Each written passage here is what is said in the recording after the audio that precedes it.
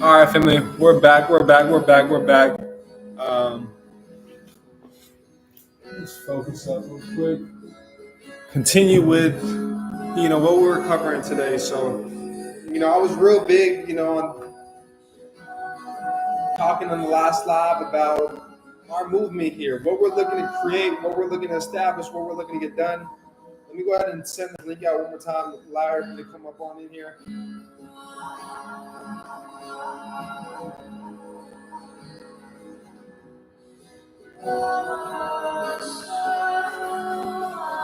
Y'all not messing with me tonight.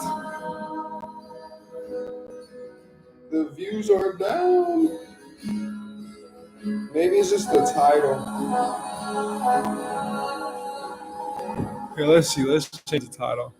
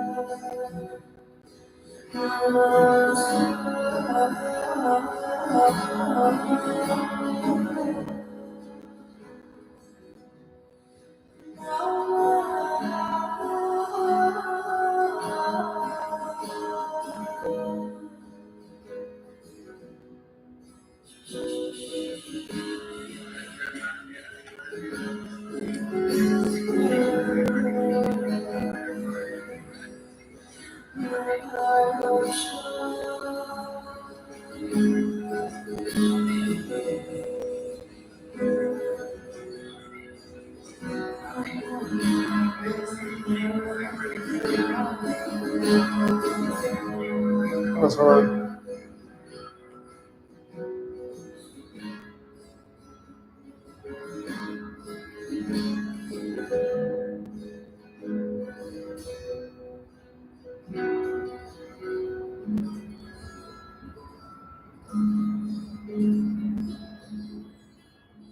You know the vibes, James.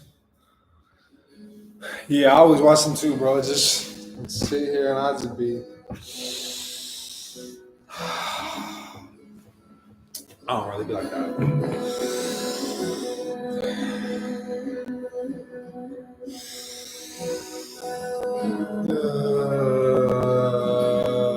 Make sounds to release. Always just release it, never holding on to what doesn't serve you anymore. But let's hop back into the live. Super grateful for everybody tuning in. Sent this out in the chats. Wanted to continue with my story for anybody just tuning in. We got some great vibes, some great frequencies. We got some Akashic records just playing in the back, frequencies, vibrations. Just allow it to flow through you, and just be. That's all that I ask. Anytime you're here on my channel, every day, honestly, is to simply just breathe.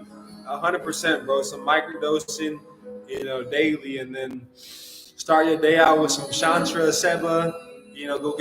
Go outside, go ground yourself, get some water, some spring water in my glass, mason jar. Maybe put a crystal or two in it.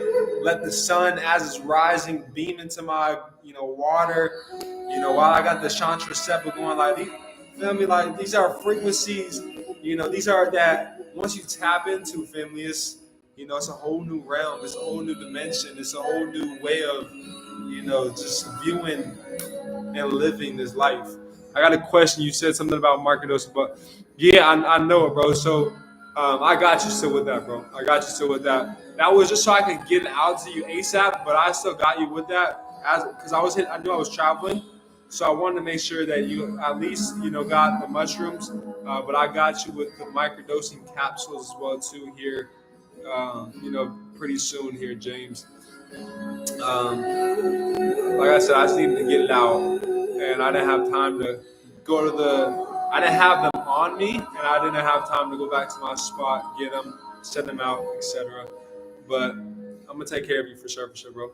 And I even put a little extra in there as well. But definitely keep posted on how those are and everything, and would love some feedback for our fungi friends. But all in all, family, to continue with the story, the timeline. We're at the age of 8 to 9 years old. Where growing up, played sports. To where went on to go play at the high school level freshman year. Didn't play freshman ball. Played JV and varsity. Switched between both. Had no business at playing JV, honestly. And that's why I ended up leaving the school that I was at my freshman year. Ended up transferring to go play at Saguaro High School. Everybody can go look up Saguaro High School. Y'all can look up Saguaro High School, Saguaro. And y'all can look at my name, Antonio Cuevas, Cuevas, Antonio Cuevas. That's my first and last name, right?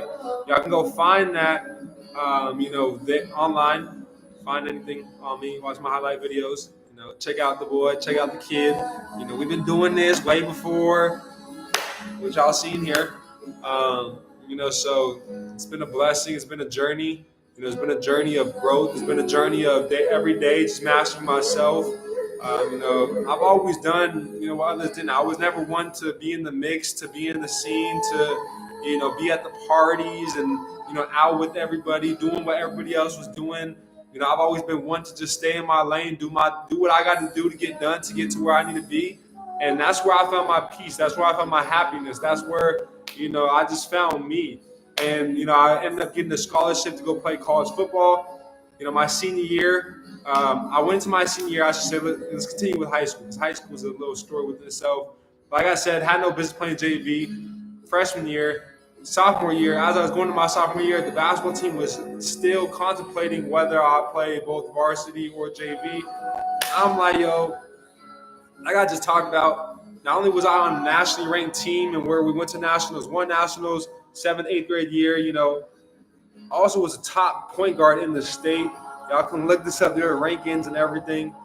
So it's like I was a number 2 point guard ranked, in the state by a lot of these reporters, and a lot of these guys never even played basketball. That's that's why I say reporters. Like, it's like a lot of these coaches now. Like, how do you teach something you never done nor can do yourself? Right? That's what I just never personally got. But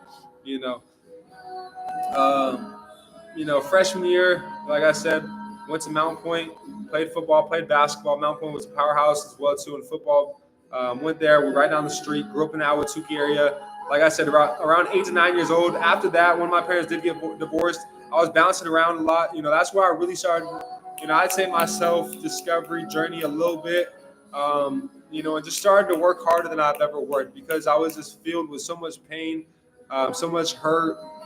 Didn't want my mom to get with anybody. I've always been a mama's boy, shit, the biggest, and I'm proud to state such. My mom has sacrificed so much for me and my brothers and my siblings, so I'm always gonna be a mama's boy, and I love my women, just as a whole, just knowing that the creation of life comes from that divine feminine energy. So understanding that the sacred power within, and just seeing the women within my family lineage as a whole, all very powerful. My sister, my cousin, my etc. So I've always just had a level of respect for women that maybe not all do. And I heard something that I believe is super true. If you ever want to get to know a man, like in how they treat a woman, see how his relationship is with his mother. And that'll tell you a lot about how he treats women. And I promise you, that really hit the ball. Because I see how a lot of these people do act and treat women, and it's because, they weren't raised a lot of times by women, or etc., or their mom wasn't in their life as much, or same thing with a lot of women that grow up with no dad, no self-respect, a lot of times, a lot of trauma, finding love and lust in the wrong places, etc. Right? So super grateful though for mine and my mom's relationship connection, growing up. And that's what my siblings, we always we were always there for one another. That's why I spent majority of my time with. I could tell you a handful of people I hung out with growing up, because not many people were on the same type of time that I was on and that I'm still on. That's why if y'all see me, when I do my live streams, when I'm walking downtown in Philly, when I'm walking in New York, when I'm, traveling the country, who am I with? Feel me? And it's because, once again, not everybody's on that time. And, not even that they're not on that time. It's just, a lot of people are stuck in the cycle, stuck in the system, right? And I've always been one in what others may call a misfit or, but at the end of the day, I've always, been respectful. I've always been, always been taught respect is, earned, not given. So and if you want to be respected, you got to give respect. You're not above nor below anyone. We're all interconnected. Coming to find out in my later years, but just small things that I was raised on. I believe culture is huge. I got a book I wanted to show y'all. That I wanted to recommend to everybody. I'll name it at the end. This is a book I'm reading currently. But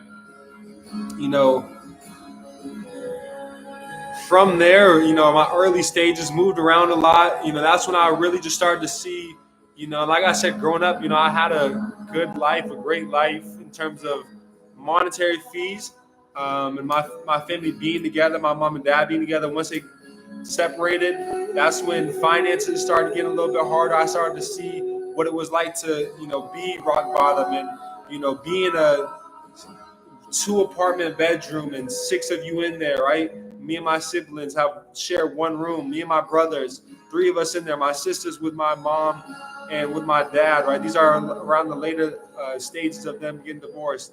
Then they get divorced, right? As they get divorced, it's just my mom and my dad. My dad paid child support, but that was really that. So my mom, and there's always 2 stories. So it's like, but at the end of the day, I know, my mom provided and did everything she could with what she had for us.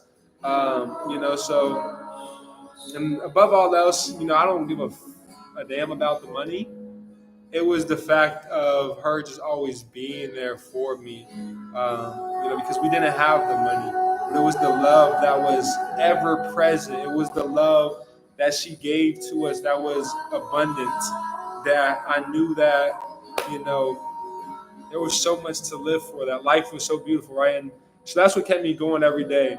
That's what really lit a fire in me at a young age. And just seeing the things in the, that a lot of that my brother was doing, his teammates, and I just wanted to be on that stage and doing those things as well too. And so I always put in the work. I knew I had to put in the work, right? That was one thing that's always separated me. I put in that work. And so fast forward back to high school, right? Those were my early ages. Really sports, traveled a lot, played club ball, every weekend a tournament. That was that. Went to school, did my thing, got straight A's just about. Always been honor roll student.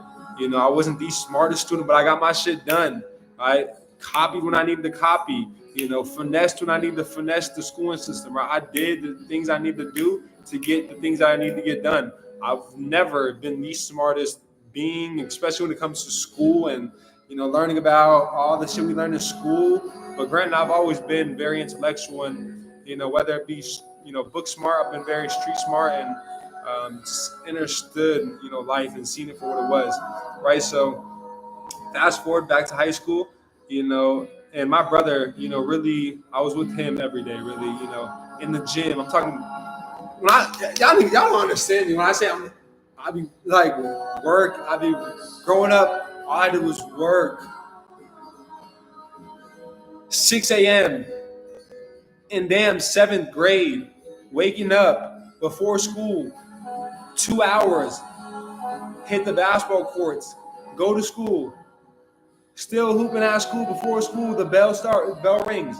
Right after school, what we doing? We hooping again, playing more basketball on the weekends. Right when we wake up, at the gym all day till it closes, hooping. That's what I did, right? And so I know what it takes to be great in anything, and it's no different. All right, I'm gonna get to all the comments and stuff here in a second. Wanted to just continue dropping them. If you guys got questions, drop all the questions. We're gonna get into the consumer law stuff here very soon. Fast forward to, I'm gonna make a video where I'm gonna suppress all this, but I've never really expressed any of such here on this live. I wanted to give you guys insight on whom CreditGotti is, right? Fast forward, high school, like I said, freshman year was a great freshman year. Went to school, at Mount Point in the neighborhood, that I grew up in from about, 5th grade till about freshman year, and really the neighborhood and area, and still where I'm at still till this day, the South Phoenix area, right? And let's see. Sophomore year, transferred. Like I said, they were being wishy-washy with basketball, what they want to do with me. So I was like, all right, I'm going to, take my talents somewhere else. All right, where else am I going to go? I went to Mountain Point because they were a powerhouse in football. So let's find another powerhouse, because honestly, high school basketball don't mean nothing. If y'all know. Club basketball, where you're going to get your offers, you're going to get looks. So I'm more so focused on getting looks and interest for high school football, because that's where college recruits are at. For football, it's high school football. It's not AAU football, right? So I played AAU basketball to get looked at, and I was in the circuit. Played on Nike teams, Under Armour teams, Adidas teams, fully sponsored. Never paid a dime for any tournament, for jerseys, for gear, for shoes. Got gifted, and sponsored all of these by the teams that I played on. To give you guys more of an insight on those teams, on me, my skills, etc. growing up. And let's see, I'm getting somewhere with this. There's a method to my madness. So sophomore year, transfer to Saguaro. Sophomore year, ended up winning a state championship right away. From there, I seen what it took to, be a part of a championship program. I seen the things you got to do to win a championship, the 5 a.m.s, that we call them 0 dark 30s. We're getting up at 5 a.m. in high school before the sun's up. We got the military there. We got Navy SEALs there. We got, etc. They're working us out in high school, right? Sophomore year, I'm playing with 5-star recruits. 5-star recruits. Go look. Come on, man. Etc. We got, Alabama at our school, USC, every college in the country at our school, for spring ball during these, early morning workouts. I'm a sophomore, just seeing this already on varsity when I transferred to Saguaro, because, I didn't belong anywhere else. And so, ended up winning championship, got, great burn, got some film, a lot of film my sophomore year. Y'all can go check that on varsity, touchdowns, tackles, picks, interceptions, etc. Was on the news my sophomore year for the interception that I had, etc. Right? Great sophomore year. Boom, we ready for junior year. Junior year comes. Now, as we're going into my junior year, I get hit with adversity. I'm coming off one of my best seasons football-wise. I'm about to start getting these interests, these looks. I'm about to, be in, rotation with the starter, because the starter at the time, he was a senior and he was a 4-star recruit. So I wasn't going to start, and that's what happens, with being at a school like that. There's 4 stars, 5 stars, seniors, so I was a junior, got a lot of burn during spring ball and stuff, was rotating it with the 2s during spring ball. Boom. My shoulder's been torn since freshman year, but junior year has really affected me. Sophomore year was popping out left and right. I had my first surgery on my left shoulder. Boom, let's get the left one done. So at least my dominant hand and arm is good going into my junior and senior year. Going into my junior year, I think that my left one was even worse at the time. That's more so why I did it, because they were both already torn at the time. But I told the doctor, I'll have surgery on both of my shoulders. It's good. Let's run it. I'm good. You're not gonna be able to wipe your butt. You're not gonna be able to eat. Mom's right here with me. Mom, would you do it? Yeah, I'll do it. Right. That's the mentality I had. I want to get both done at one time. Feel me? I'm not trying to have 6 months, get in shape, gain back all the weight I lost. Another 6 months, and that's what I ended up having to do though. But I'm grateful for it. It helped build character, helped me find myself, helped me so much. I can think back to laying in bed, crying at 4 a.m. because that shit was hurting. The pain was unbearable, right? But it built character.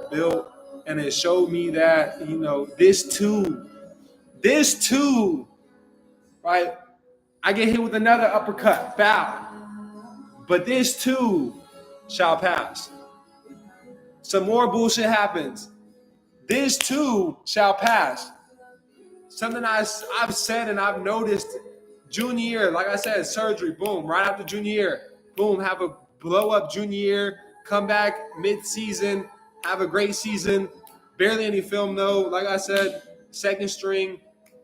When I did come back though, boom, I was actually third string, rotating with second string because there was another senior who was garbage, whom at the time, prior to my surgery, I was in front of, but as I got hurt, started getting the reps, playing in the games, whatnot. Came back, got scrubbed, fourth quarter, we're blowing teams out.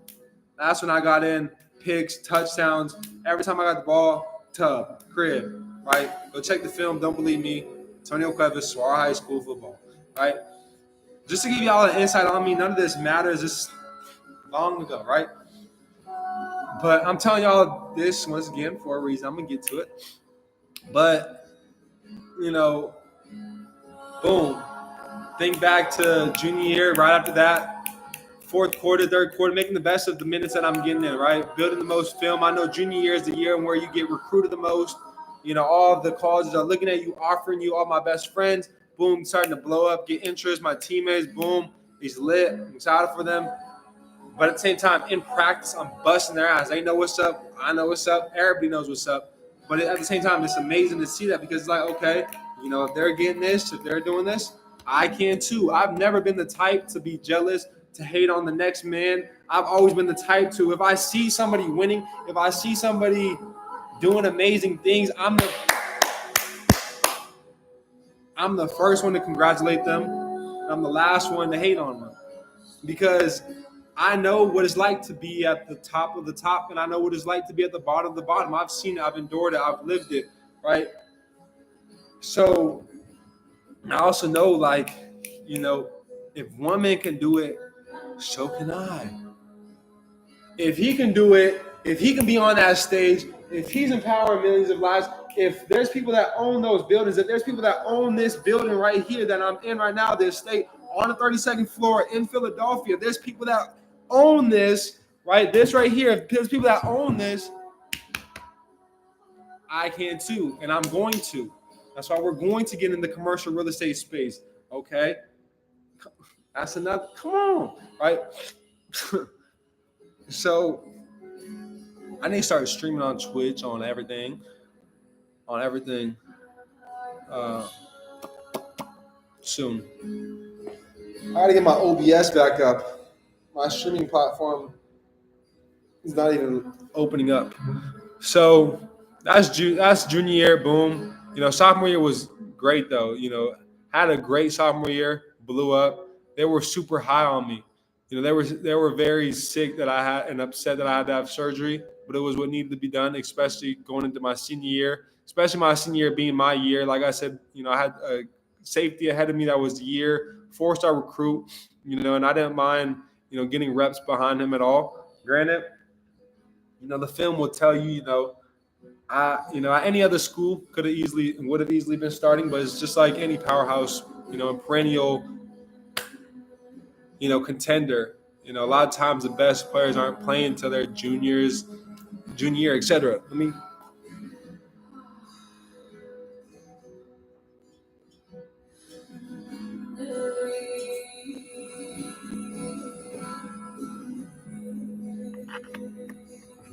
Laptop trying to die on me, so let me fast forward this, and then let me fast forward this.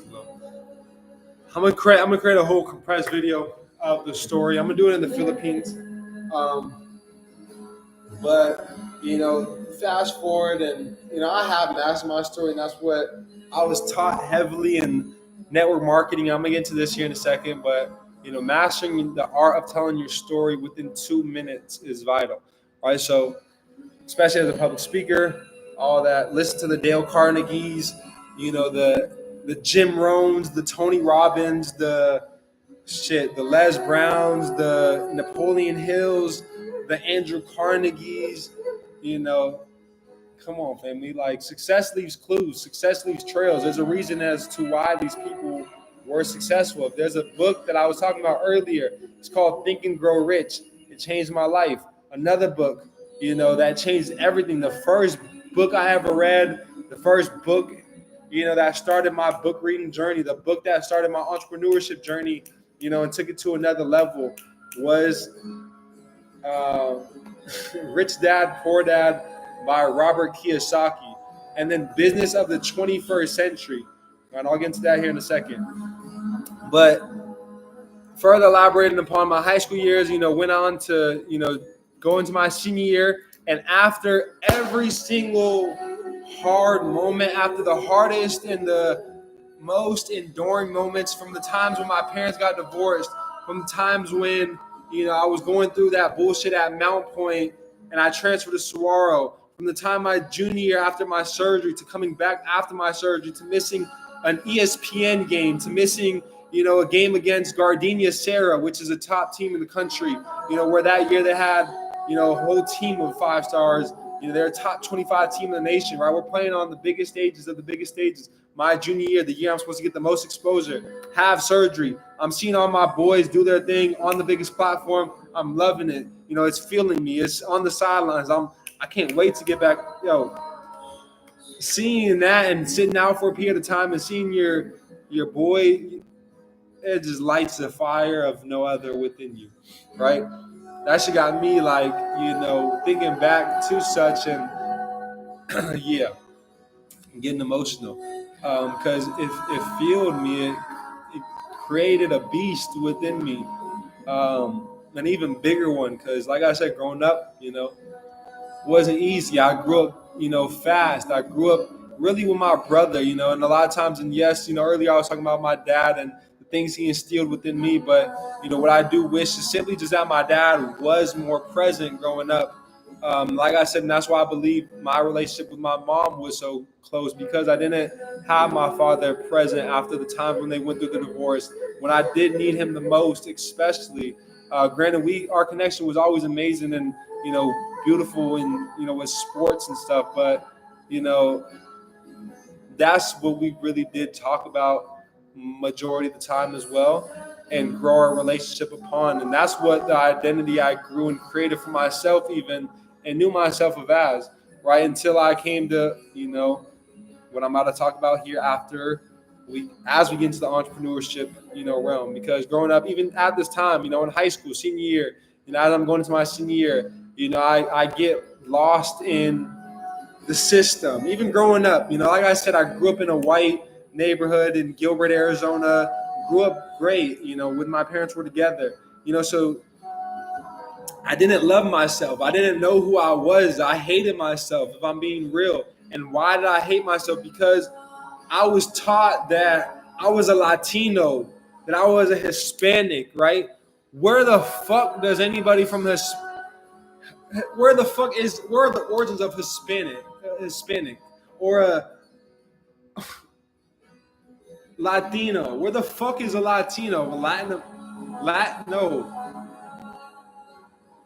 right? I didn't know who I was. I was ashamed of my culture. I was ashamed of who I was because of the books I was reading and into, because of my environment, who and what I grew up around. Even if I grew up in, per se, a Mexican, neighborhood, or a black neighborhood, or whatever it may be. And I don't even like using the term black nor Mexican, right? These are all fictitious terms, right? If I grew up in in an environment around indigenous beings, and that's the proper terminology, Mexico, New Mexico, Arizona, Utah, all that shit was Texas, was Mexico, and the thing is, all these lands before any of these European colonizers came here and colonized this land, they roamed it freely. The South America, all the Americas is one. They are one. And I believe the Americas, right, especially the Southwest, is where everything started as a whole. I believe Egypt was within Arizona.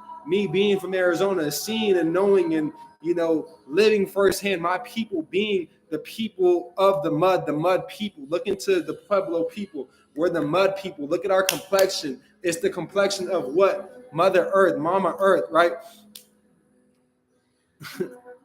Mud, clay, adobe, right? That's what we build our houses out of. That's, everything we built out of, we came out of literally the mud, literally out of this inner world, this inner earth. The Hopi talk about it, right? The man in the middle of the maze, right? We talk about, y'all have seen depictions of the man in the middle of the maze. Y'all have seen, the webs, the spider webs of, the spider web artwork by American Indians, indigenous cultures. You guys have seen that. You guys have seen the Olmecs, you guys have seen all these huge pyramids in Mexico. The biggest pyramids known to mankind are in Mexico, not Egypt, Mexico. There's pyramids in Europe, in Australia, in worldwide. It's a global grid. Like I talked about earlier, we're able to tap into time traveling. Time is an illusion. Debt is an illusion. See, they've taught you guys these things, and we've been believing these things, living in their fantasy, living in their realm, living in this fictitious, this fake fantasy. It's just like the Wizard of Oz, right? We've left Kansas. We are no longer in Kansas. The moment you've gone through the schooling system, the moment you've gone through these, these working facilities, the schooling system, what do they teach you how to do? How to work, how to be an employee. Nothing against school. I'm all for, education, but there's also self-education. There's, ways in which you can seek guidance outside of any, schooling industry that was created by whom? Who created this schooling systems? The same people who colonized, the indigenous people of these lands that we're living and operating on. So what history are they going to tell you? They're going to tell you what they want you to know. They're going to tell you, and program you as they want you to be. And that's working chattel, working, slaves. Yes, slavery is not in chains anymore, but slavery is here. Y'all are still enslaved here. And this is the worst type of slavery there can be, is mental slavery. And that's what people live in. They live in that poverty mindset. They live in that, state of mind of hell, right? Heaven and hell, I believe, I'm not pushing my beliefs on any of you guys, is simply a state of mind. Our soul can never diminish. Our soul can never leave this, our soul will never diminish, right? Energy cannot be created nor destroyed. So when we talk about that burning hell, right? Hell wasn't even in the original, the original Testament. It wasn't in the Old Testament, right? It was brought into the New Testament, right?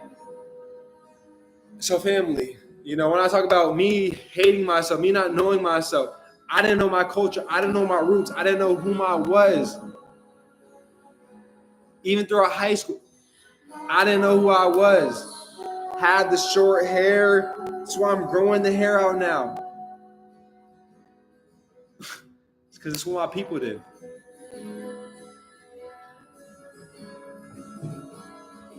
I didn't have this level of awareness, though. I didn't love myself like I love myself. So when we talk about self-love, I'm not just talking about I love myself. No, I love myself. I love everything about me. I love where I come from. I love, my thoughts. I love, the characteristics about me, because these same characteristics, a lot of us don't know, are instilled within your DNA, right? A lot of these characteristics, the way you act, you don't even know it, but your ancestors did the same shit you do. Things you like doing, things of interest. Your great-great-grandpa, your great-great-grandma, your great-great-auntie did the same shit.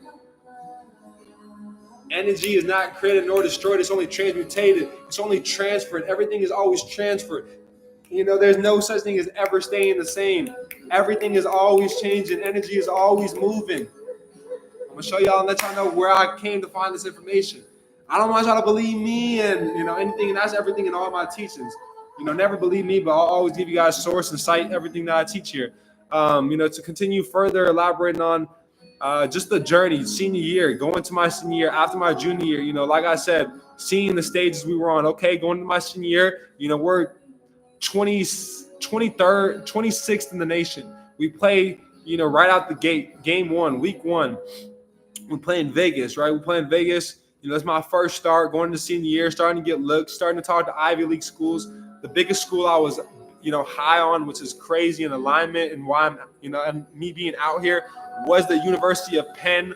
That was my dream school. They just never pulled the trigger. Talked to their coaches multiple times, etc. They never pulled the trigger, never offered me. That's why I never came here. But, it's crazy to think back, years down, we here in Philly, 32nd floor, and exploring Philly in the city, as I probably would have had I, still, been playing football. And I believe, firmly I would have still been playing football if I was at the University of Penn. But not anymore. I graduated by now, maybe last year since COVID. But all in all, family, everything happens for a reason. As you look back on things, as you reflect, that's why I journal daily. I'll give you guys an insight, something that's changed my life. Journal daily, and just look back on the journey as a whole, always. And so, I could think back to, senior year, went through the most, and the hardest time, I'd say of that era, going my junior year, going through that surgery, the pain I endured. That was, my first surgery, everything like, big setback, lost a lot of weight, arms were teeny tiny. I'm trying to get recruited. I'm getting big. Really used my junior year as a development year. Then I go into my senior year. Okay, we're getting ready. I'm ready. This me. I'm in my top shape. I'm getting, balling out. They were actually, debating on starting a junior over me my senior year going into it. And game one comes though, and after game one, they didn't, have that conversation again. Game one comes, we play Liberty High School in Las Vegas. They were top 50. They weren't top 25. We were ranked higher than them, I'm pretty sure. They put it on us though. They whipped our ass by about 30. People came out scared, ran that ball down our throat. I personally had 8 tackles that game. I was coming down. I was feeling shit. I was, I had a great game. So that was, the start of my senior year, great way to start it. Going to my next game, week 2, we play East High School. Y'all ever seen High School Musical? Drop a 1 in the chat if you've seen High School Musical. All right, so y'all know the Bobcats, out of East High. All right, so we played East High. If y'all know anything about East High, and if y'all know anything about football, y'all know East High is a powerhouse in football. All right, they got hella Polynesians, Samoans, 5-star line, 6'4", 320 plus, right? Big boys, high schoolers, right? Alabama recruit, commits, Georgia commits, you name it, right? 18 tackles, 23 team in the nation. Me, myself, 18 tackles, right, by me. Boom. The rest was history. That whole junior year, that whole summer, that whole spring ball, and even the fact of them trying to start a junior over me, this kid got the whole Pac-12 offering him. When push comes to shove, though, I'm going to make sure I'm prepared. Always. We made sure we were more than prepared. My throat chakra, talking about chakras, I just see chakras, down below a little bit, just last plexus, solar plexus, heart, throat, third eye, crown. Right? My throat chakra was so blocked. I've always been so intuitive and so, smart, but I could never put that into words. My throat chakra was definitely blocked. I believe a lot of it as well too is just trauma, past lives trauma, built and instilled within me and my, and etc. But I also believe that, that me stepping to my highest self and activating my throat chakra has, what's led me into, everything in my calling, what I do now, and it's all speaking, it's all educating, it's all talking. Right? I used to be to myself more than anybody, right? But always thinking, always observing. I see everything. Believe that. If you ever around me, I see everything. I peep everything. I'm very conscious, very aware. If you still on this live, for example, that's how we got connected. I peeped, you breaking, you sit with your friend and breaking your neck, right? I peep everything, right? And that's the thing about me. I peep everything. Always conscious, always aware of my surroundings.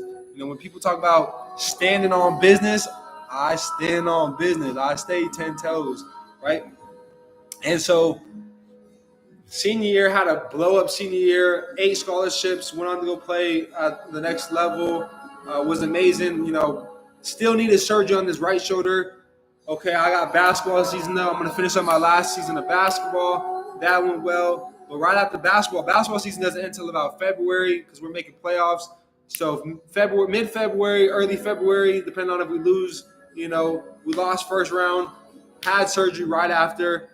In a couple months, and I committed already, though, to the University of Mary, all throughout my senior year, after senior season, taking, visits, getting looked at, getting by ASU, NAU, a lot of Ivy League schools, mainly Ivy League schools, as I mentioned, honor roll student, 3.7 GPA in my senior year, all throughout high school, actually, 3.7 GPA. So this was something that I maintained all throughout my, 4 years of being at high school.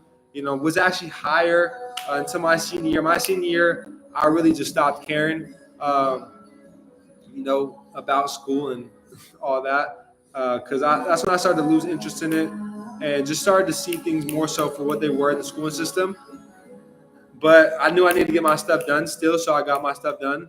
Did probably the most cheating I ever did in school my senior year, because I was just done. I was checked out, right? Ready to go to college, ready to go to the next level, start my new beginning, right? And ended up going on my visits, fell in love with the school out in North Dakota, ended up taking my talents to the University of Mary in North Dakota, Bismarck, North Dakota. If y'all know anything about Bismarck don't got nothing out there but plains and, the Missouri River. And the Missouri River is the most amazing thing about North Dakota, riding your boat on it.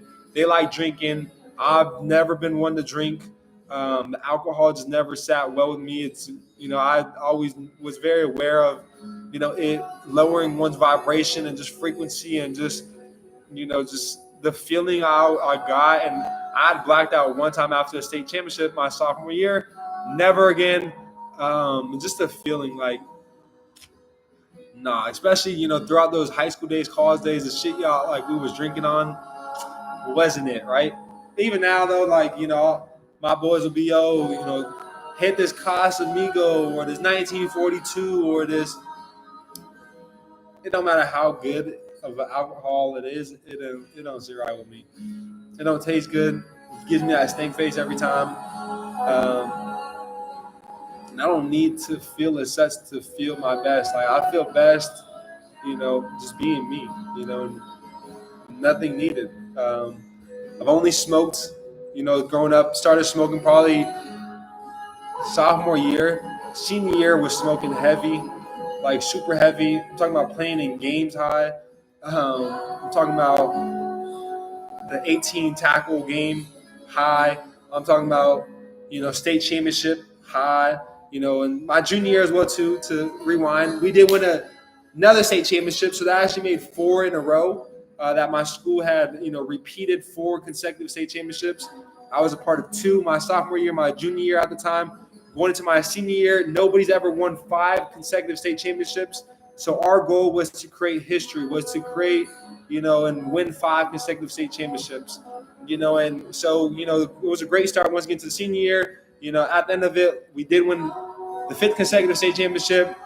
And I forgot to I skipped past that.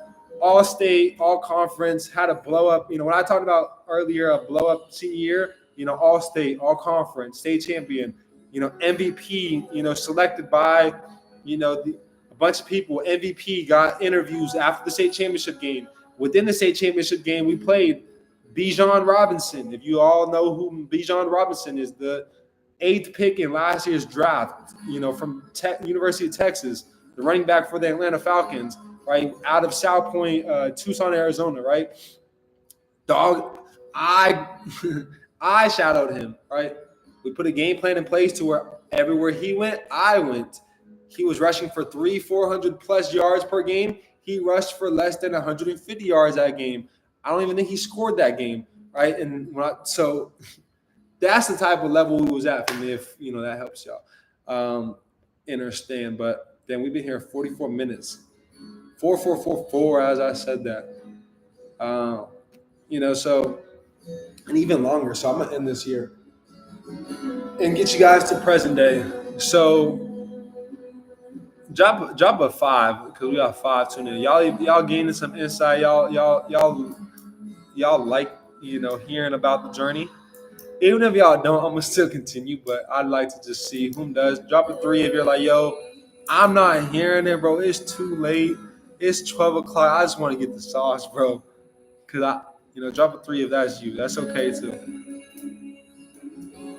But I'm just leading y'all into like how I got the sauce. Man, if you want to continue, I can listen all day. That's love, James. Appreciate you, brother. Tomorrow, bro, we're going to get into it. We're going to get into some heavy information with the mentorship. Saturday, we're going to get into some heavy information. So I'm excited, bro, for everything that's to come, with you. Tomorrow, all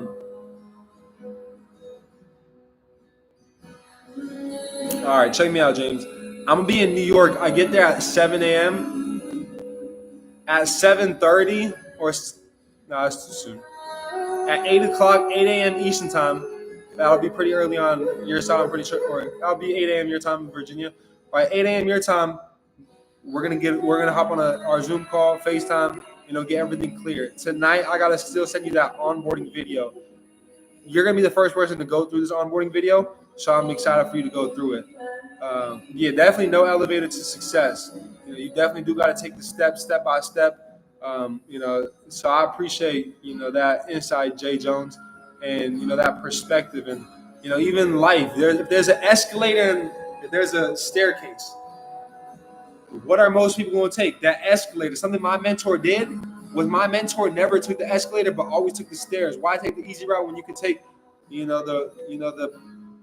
the route that most won't take, which will overall help you in the long run, help you get some cardio and get that heart rate up, help things just flow and be more fluid as a whole. But that was my first mentor getting into the business and entrepreneurship space, and I'll pay homage to my mentees here or my mentors here on this call as well. So I'll give you guys insight on whom I learned from, how I got into all of this.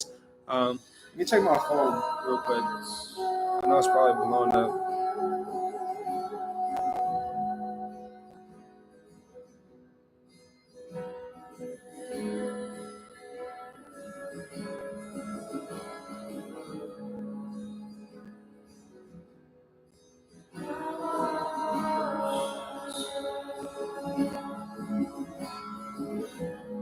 Yeah, most definitely, James. I just seen your text right now, bro. Literally, alignment. So we're gonna do 8 a.m. tomorrow, bro.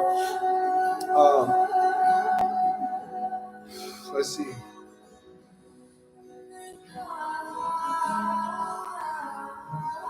I'm a commercial driver and I didn't catch everything. How can I get more information on the process you're talking about?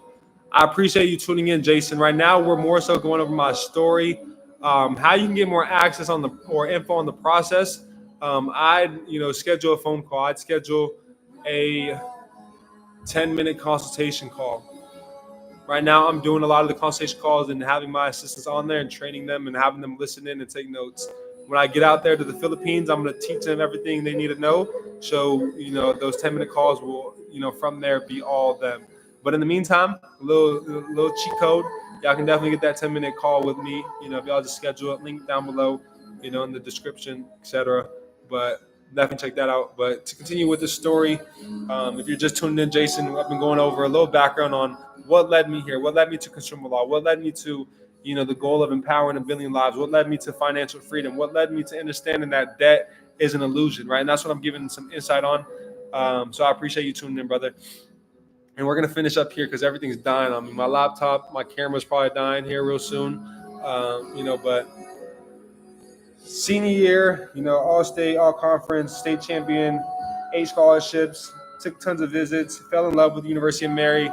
And just they were looking to rebuild and, giving me a lot of unfulfilled promises and, false hopes, which is a part of, the game, and recruiting. But,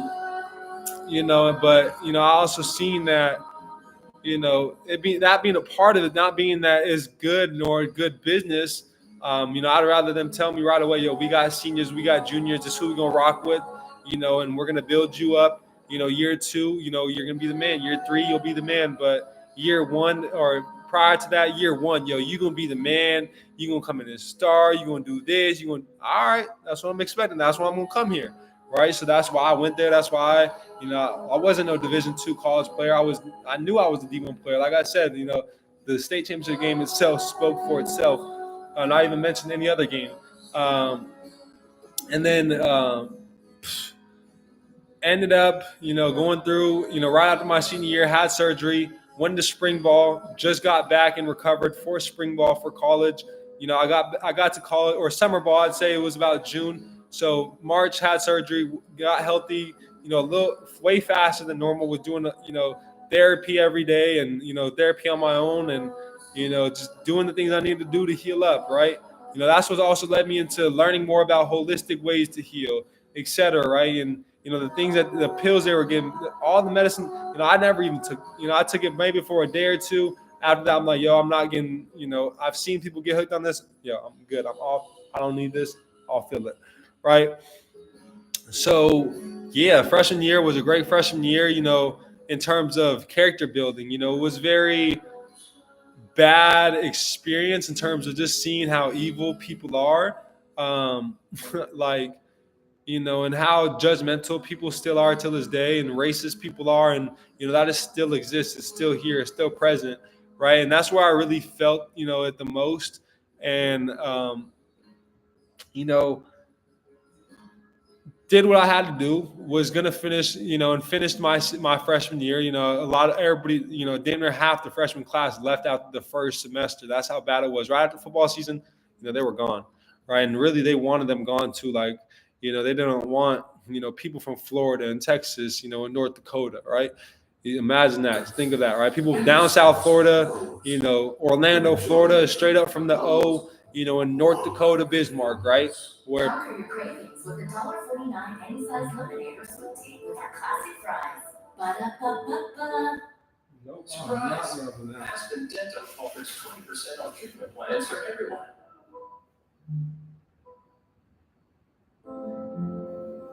All right. So freshman year, this is where everything started though. So this is my first business. Freshman year, I don't know what extended me or sparked me to doing it. I can think back to, just trying to find it. Like I said, I was a big smoker. Senior year, I'm talking about weed, cannabis too. I would leave class to go smoke, come back, leave. I'm talking about leave the whole school, in my car, escape, go to the football locker room, leave through the football locker room outside the fences and boom, out of there, go roll up with my boys, go hit some bowls. Mainly the bowls, not so much rolling up. We didn't have too much to roll up all the time, but the bowls definitely did it. The wax pens did it. Right, these are things that senior year was doing all the time. Right, just getting high, super blazed. But I always got my shit done. That was the thing about me. Like I've never been the type to get high and just do nothing. Like I've always been the type to get high and get my shit done. And so, yeah. Same. So freshman year, I was just looking for weed always in North Dakota. Actually, this is how I did. One of my boys, he was not my boys because I feel like he, finessed me out of a package one time. All right, this is my first L in business. He finessed me out of a package for sure. Try to say he did it, right? He sold everything, right? Just weed, etc. Like he started telling me how much he was making, like the numbers. I'm like, he coming from Minnesota. My boy's name is DeVell, right? I'm pretty sure that's his name. I can think back like it was yesterday. And I seen him, we were traveling and first semester, we went back for Thanksgiving to his house in Minnesota, and just seeing that nobody in the Midwest had any cannabis. So I'm like, yo, all right, what's up? Let's get it going. So I ended up, when I went back to Phoenix, I'm like, okay, I got some connects. I can get carts for this amount, and I can sell them for way more than I can sell them for in Arizona. So let's do it. Let's run it. They're going for about 60 a gram in Arizona. So we're gonna hit them for about 70 to 80 a gram. And I'm gonna make sure to get the best of the best. So they always come back to me. So I started out with actually not the best of the best. Started out with I forget the name of those carts, but they're about $12 carts, per couple. I think it was 20 or 50 plus. Whatever. The more you bought, the lower it was. Boat prices, etc. And started to see numbers and logistics and reselling the carts, and that got me into my I started touching some money. It's funny that I posted this on my story. People hit me up to this day, yo, them stizzies were different. I bet you to this day they ain't seen that. They ain't seen something like that. That I brought out there. So and I got there because I had okay product at the beginning. Enough to way better than what was already out there. But I just kept with my money. Okay, I'm gonna spend a little bit more to sell it for more to overall make more. But overall they're gonna keep coming back, and overall they're gonna spread word because it's good business. That's when I found out, okay, good business will help me make more money. There's no need to have this cheap shit, bad product. No. I had to do it at the beginning because I only had a couple hundred to buy, X amount of cars to, stack up, right? So this is me in college on my own. All throughout that time, I'm debating as well too, yo. I want to transfer. I don't want to be here. This shit's, not it. It's not, the what they sold me. So I'm there really with my boy JT. He's from Orlando. Every day we're just kicking it. It's just us two. We're outcasts. Literally, everybody just stares at us. They don't even want to conversate with us, right? And so we just stayed in the gym all day. We worked out all day. Went to the calf. Calf was open 24/7. We'd be in there all night. We'd go smoke our weed as well too. Be high. Super high. Just that's what got us through the days. The times where we go, smoking the blazing cold. I'm talking about it's super windy too because we're on a hill in North Dakota, right next to the Missouri River. So I'm talking about the wind's crazy. We gotta, duck down, and it's cold, it's snowing, but we couldn't do it in the dorms. We did in the dorms early on. Got caught, or not got caught. Had cops and dogs come in, and the whole nine. So that was freshman year. Second semester is when I started selling the carts. That's when football was over. That's when I was just doing school and workouts and all of that. And I kept it low key. Just knew who to tell, who knew not to tell. But so that brought some money in my pockets. Let me show y'all. Let me show y'all too. Let me not just tell y'all. We here, man. So. Let me get y'all up close. So that though is what did lead me to. That is what did lead me though to getting that business mindset, because from there, around that same time, this is the year, the exact day, and where Nipsey Hussle passed away, and his passing was so monumental. Because from there, I never heard of Nipsey. I never listened to his music. I had heard of him actually because I heard the song "Bitches Ain't Shit," right, by YG and Nipsey Hussle. That was my shit. 9 years old, talking about bitches ain't shit but hoes and tricks. Right, got his biz name. Let me in a car like Kim Kardashian. She want to be a star. Right, that was my I could word for word go in because that was my song. Right, I remember. YG was all I listened to around 9 to 10 years old, playing basketball, club ball, traveling, going to Florida. I remember, that got me in my mode, right? That YG felt funny. That album was legendary, right? And I can't remember what the name of the album was, but yeah, so it was around that time, right after Bitches Ain't Shit, he dropped that album, and that album, 2008, 2009, YG, the hardest, right? And So those were my jams, right? So I knew of Nipsey, but never listened to him because I didn't know what I didn't know, or I didn't know what he was really talking about, and didn't really, I like more of the beat, stuff to get you moving, the cat daddy, right? That was my stuff growing up, and teach me how to Dougie, right? You're a jerk, right? All that, right? So was more into the mainstream, I'd say, stuff, and also tapping with the old school jams. And my pops bump nothing but old school. Yo, this new age shit sucks. This new school sucks, right? So very tapped in with older music, 80s, 70s, 90s, etc. Even beyond that, Motown shit. Don't play with me. Like we really know our music. I took a rock and roll class, which helped me get into that. The it's a group within Motown. They're the women group. They're amazing. The I can't think off the top, but I mean Jackson 5 to, I mean, my boy playing the piano blind. My mind is blank, but y'all know what I mean. Everybody knows him, but there's so many more upon the Motown times and artists and legends that came out of Motown, and even prior to Motown.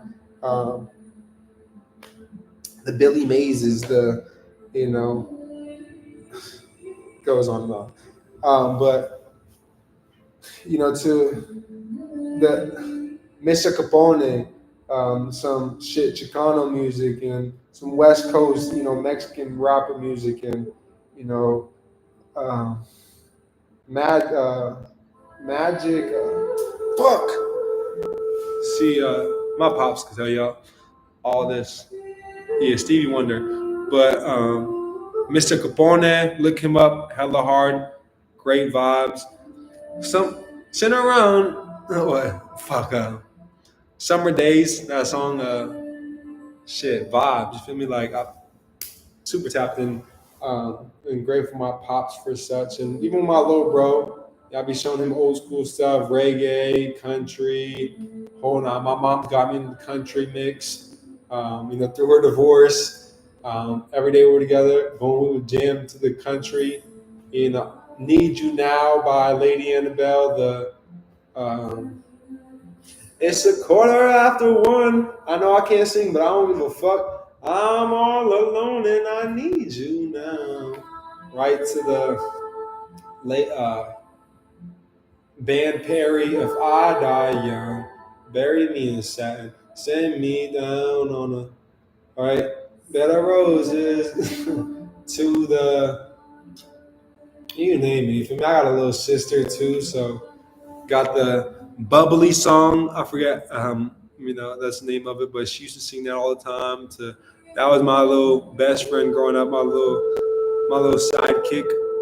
We were together every day through the divorce as well, going back and forth. My brothers were older, so they didn't really have to. So it was us two.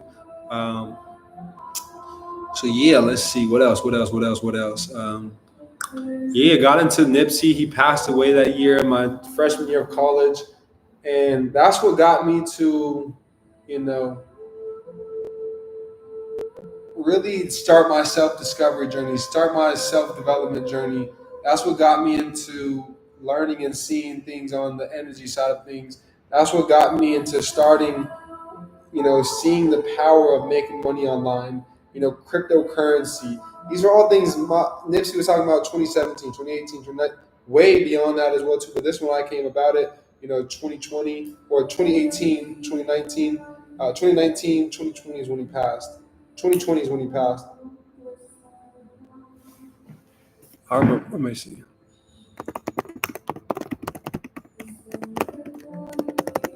Right? Yeah, 2019, March 31st. Yeah, that was when I was in college because I graduated class of 2018. My March 31st, he passed away. I'm like, yo, this is Nipsey Hussle. Watching some interviews. I remember in my, dorm room, I had it on YouTube, started watching some Nipsey Hussle. I'm like, okay, he's got some game. He's got a lot of insight, a lot of value. From there, right after college, I go to New Mexico, right, where my tribe's at, where all my family's at. And as I'm there, or prior to that, so after that year, boom, okay, I transfer, but I'm still, hip with the Nipsey Hussle, listening to Nipsey Hussle's interviews, that he's doing his podcast and stuff. And then that leads me to, you know, just attracting the right people. In the gym. So the gym I've been training at prior to, I forgot to mention this. I'd have to give you all a whole insight. There's still so much more to my life, but this is just the overview, and we've been here for like an hour, right? Of the journey. So this isn't when I talk about consumer law being an over life thing. Everything that I did growing up led me to where I'm at now, and to come into the frequency of and the understanding of this information, and to the understanding of, once I got my hands on this information, I understood that people simply not knowing laws, people simply not being able to read and break down these contracts, is the same reason why we're being abused and harassed, and why our land is being taken from us today. Right? I've seen some bullshit, the biggest bullshit I probably ever seen in my life. Let me read this bullshit to y'all. Some bullshit. Bullshit. Had me sick to my stomach. So I'm at the William of Penn, statue, and I like to see, what they tell you and their side of history, and what do they say? This day, my country was confirmed. My country. This day, my country. How is you going to a whole nother land, your country? You must have some balls to go to another country and say, this day, my country was confirmed to me by, and this isn't the bullshit, by the name of Pennsylvania. My God will, I believe, bless and seed, make it the seed of a nation. Sickening, right? That is, but that's not what I'm even getting at, right? So what they say, so they say, so planner, we got the planner. Philadelphia is at last laid out to the great continent of those here. The situation is a neck of land and lies between two navigable, navigatable rivers, right? The Delaware River and the Shoy, I don't know that river, Shoykill. Maybe somebody from the East Coast does. Whereby it has two fronts upon the water, each a mile, and two from river to river. Then they say friends of Indians. This is the bullshit. This is the biggest bullshit I've seen. Not the biggest bullshit, but this is sickening. People are coming here and learning this and being taught this. Friend of Indians, right? They were our friend. It's crazy. When the purchase was agreed, and this is what, he came here in 1667. This is hella late. This is hella after, already there being, hangings, and there being, I'm talking about massacres, the bloodiest of the bloodiest, the whatever y'all have heard from, and I'm not comparing anything in history, but whatever y'all have heard in any era, from the 1400s to the 1600s, what was done to the indigenous people here in the Americas? No, I don't think mankind has ever seen anything as such. So when you talk about friends in 1664, when the Pueblo Revolt, I'm pretty sure had already taken place. Pueblo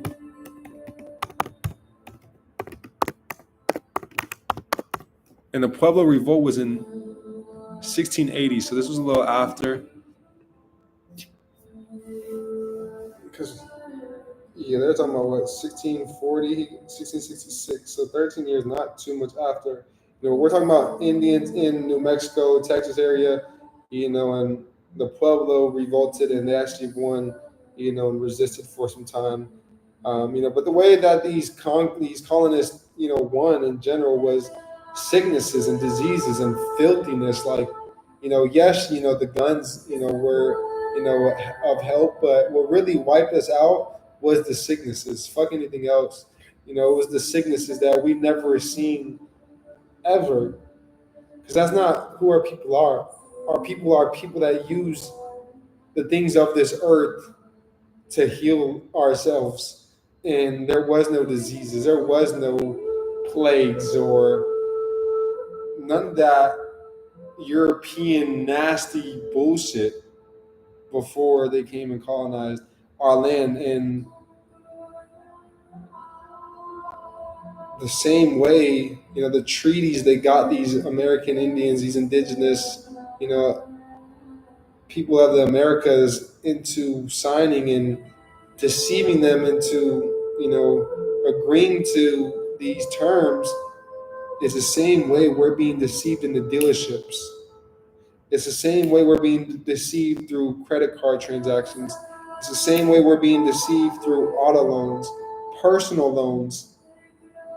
They make you think that they're lending you the money when we're the one who is lending them the money to be able to, provide for us on our behalf. When the money being lent is covering and crediting, whatever it is that you're looking to acquire. When we talk about an open-ended credit plan in 15 USC 1602, this is something that's infinite. There's no end to it. So we have the ability to contract with all of these corporations, but as we contract with them, do we know what we're agreeing to? Do we know the terms? Are we aware of it? Are we aware of the terminology that they're using, right? We can know and see one word, but it means something completely different because of the terminology that they may be using.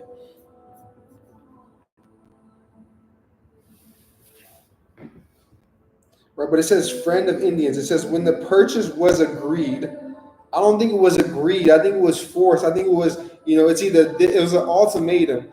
I don't think it was, just, yeah, buddy,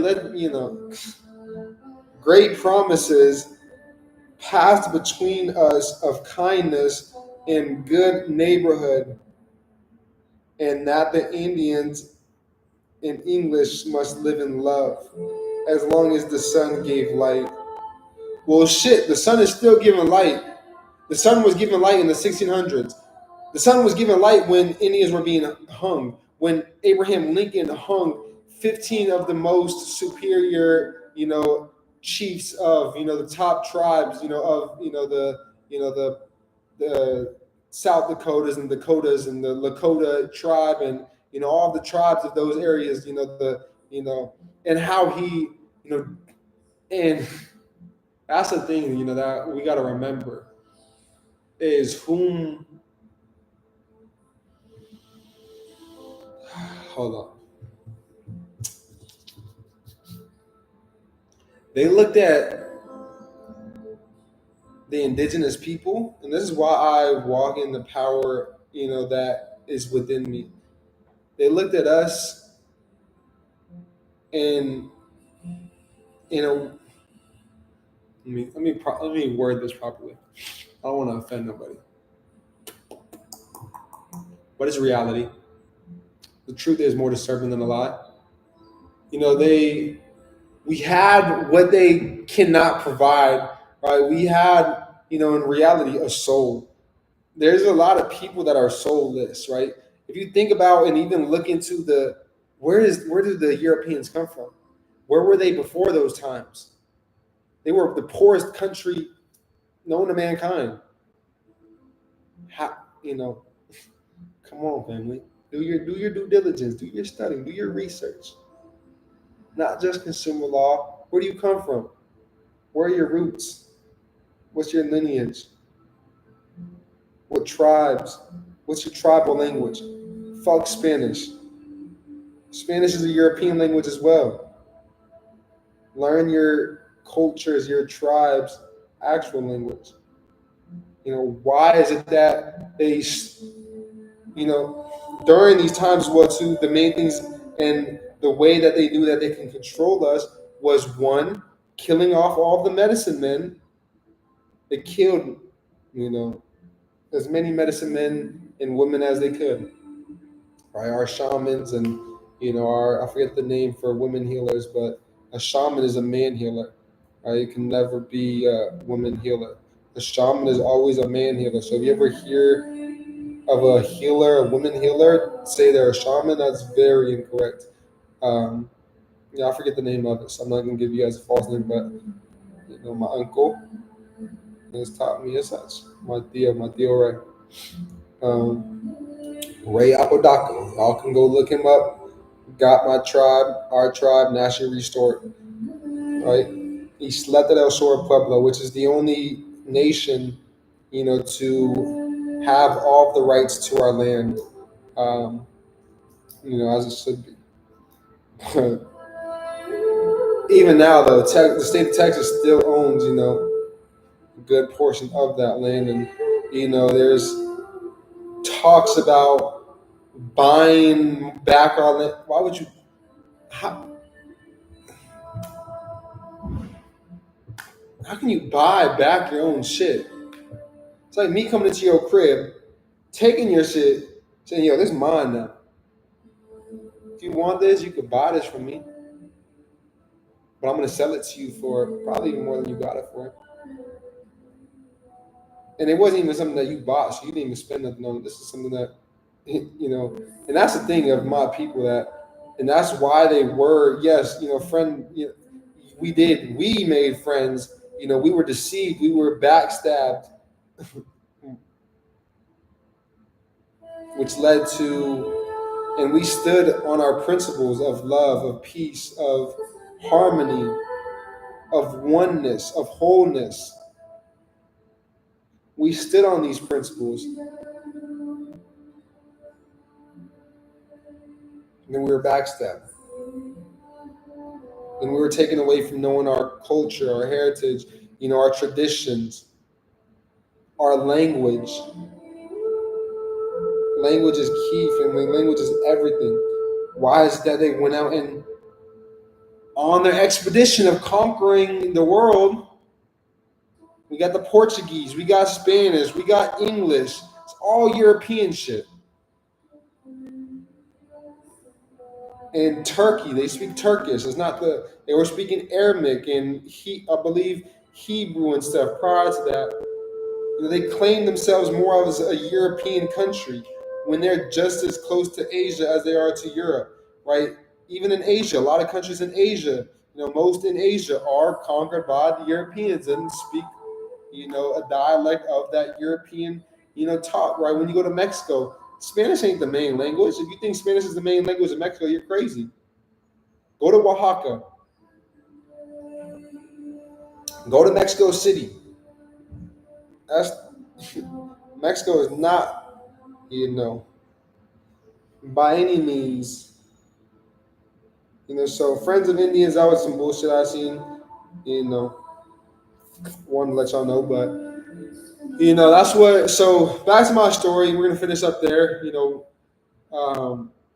I did, circle back everything a little bit, and I'm going to continue to do such, but all in all, family, let's see, freshman year, started my first business, selling cannabis, and really just got my, entrepreneurial mindset, just started.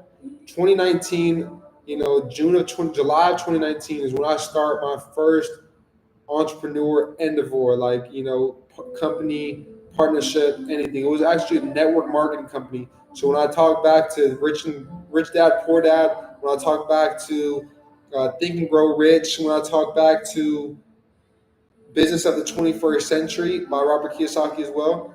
These are books, that my mentors and my amazing mentor at the time, who I met at the gym I was training at, which I was talking a little bit about this prior, but, I went back home, was training, looking to get, picked up by another school.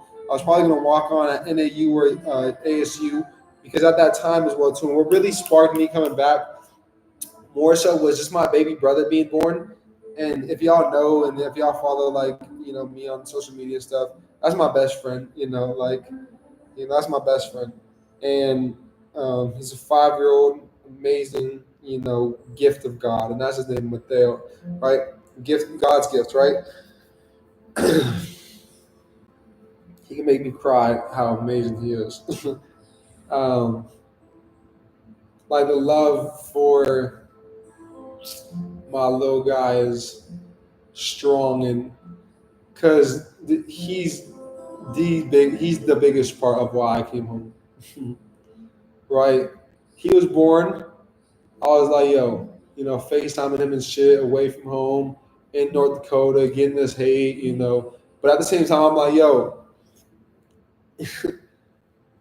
how is me doing things that nobody in my family has ever done, supposed to, and something I worked so hard for my whole life, and an identity I created for myself and all that I knew myself of as, how can I, come this far and it just not be anything of what I ought to, had it ought to be, and practices were uninteresting, and we were there all day, film, and it just was a business. I seen the business out of college football, and now they're getting NIL deals, and it just confirms that college is a business, and that it's been a business. They've been making money. The shit, the NIL deals, they've been doing this under the mat, under the floor, under the rug mat. All right, they've been doing all this, right? But what led me into shit, I forgot what I was gonna say. I was thinking about something that made me lose my mind. Something that's about to happen tomorrow. But let's see.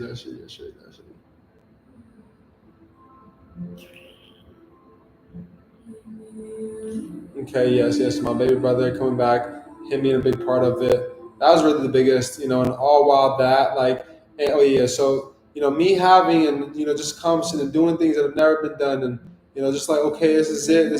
But when I got there, it wasn't it, and I'm seeing my baby brother born, and just wishing I was there, and I came back as well though, like, and during break, so I did get to see him, and during winter break, spent some time there with him, and it was just hard on me being away from him as he's growing up, and just being born and brought into this world. And so I was like, I want to be around him. That's why I said ASU or NAU, right? Homeschool. He'll come to my games, right down the street, an hour away, or literally 20 minutes away, 2 hours away, or 20 minutes away. So I was like, all right, that's what we're gonna do, and I went back and I was training, right? Training at a facility. I'd advise all of you guys go look into. The name of it is Elite U, Elite_U. I'm gonna still show y'all some of the videos too. I forgot about that. But Elite U, it's a gym that I've been training at since 2017, since high school days, right? And so when I came back from college, was training there, getting right, trying to get picked up by another college.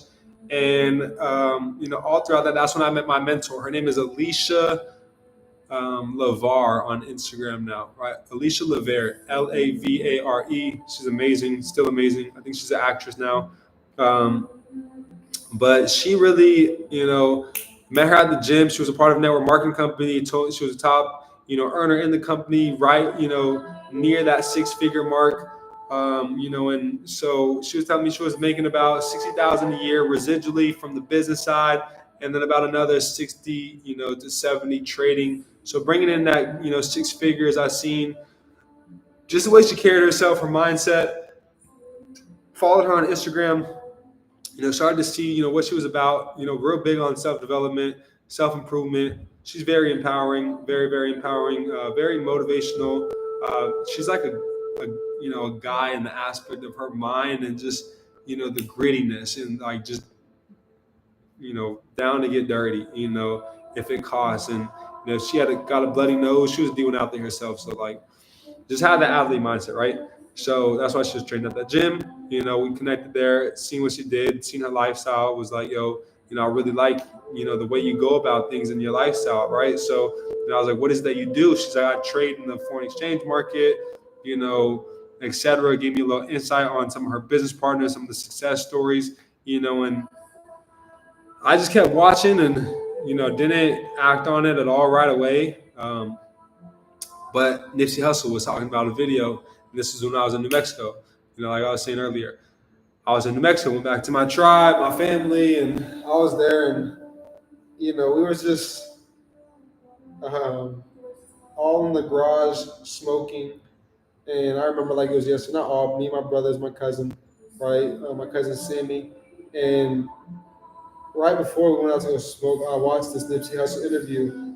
Go look up. It's him in Europe, somewhere in like London, I think, or not London. I think it was Amsterdam or something, right? Somewhere in Europe, right?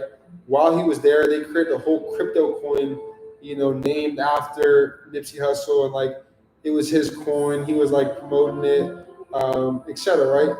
And he talked about the uses, talked about the future of crypto, the blockchain. He was real heavy on the blockchain, the technology within the blockchain. The things that we're seeing now, the NFTs. He had all of that already a part of his clothing, and everything. Like one of ones, like once you scan this with my clothes, you're gonna get that experience of whatever, or something. Video is gonna pop up, or something's gonna pop up, or on the shirt something's gonna pop. Right? He had those he was very ahead of his time, in that aspect, the business aspect, and his albums, everything, and where in the way he went about things. He was talking about Dr. Sebi. That's how I came to find out about Dr. Sebi.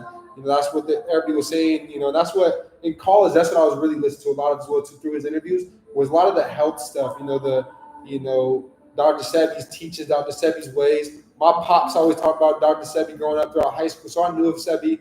Knew of his teachers, knew that he, beat the Supreme Court. My pop Ben told me that. My pop's been getting supplements, from some of his kids that were selling his products and stuff now, and still do to this day, etc. And just talking about the alkaline diet. I wasn't, ready for that at all. And I, would laugh at my pops back then. Those were the times where we'd go over to his house, and he'd have rice and veg, or, rice and veggies and chicken. That's what he would cook all the time for us.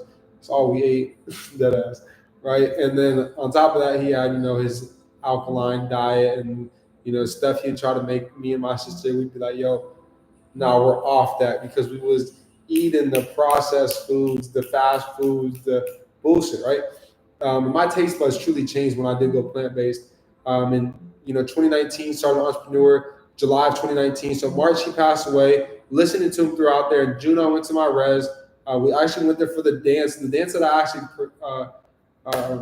participated myself. It's a dance every year on June 13th for my tribe. Right, it's the day where we're planting the corn, right? We're starting our harvest, etc. Right. Was there for that dance, just watching. At the younger ages. 19 years old in college. Wasn't gonna. Didn't really know myself. Didn't know my roots. Very ignorant to it. At the time as well. This is 5 years ago, 2019. To where I could think back, and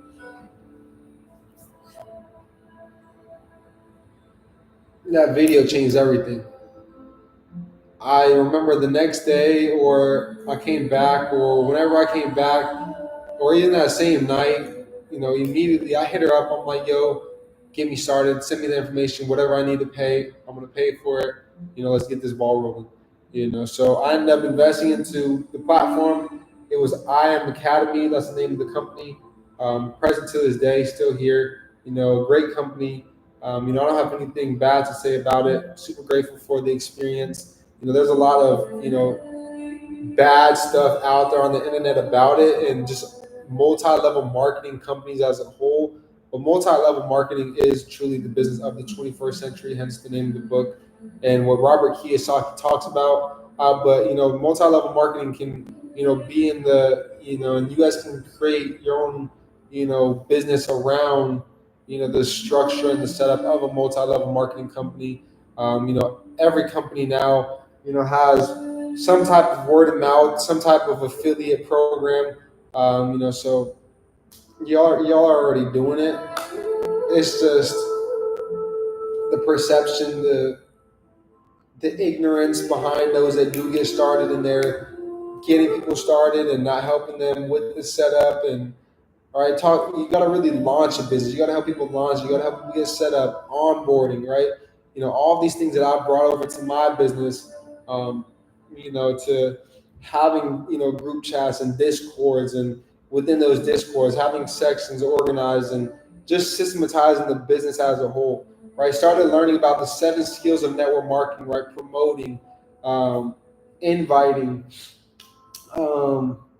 presenting. I really need to know all 7 off top because these are the 7 skills literally to any business. And this is where we're going to get into the business part, so I'd highly take, note. All right, 7 skills. So promoting events. So promoting is key. Prospecting. This isn't it.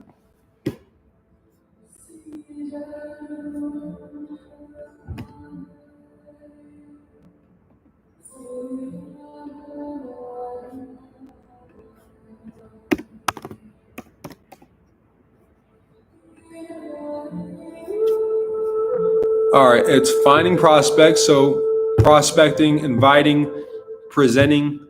I cannot present to save my life.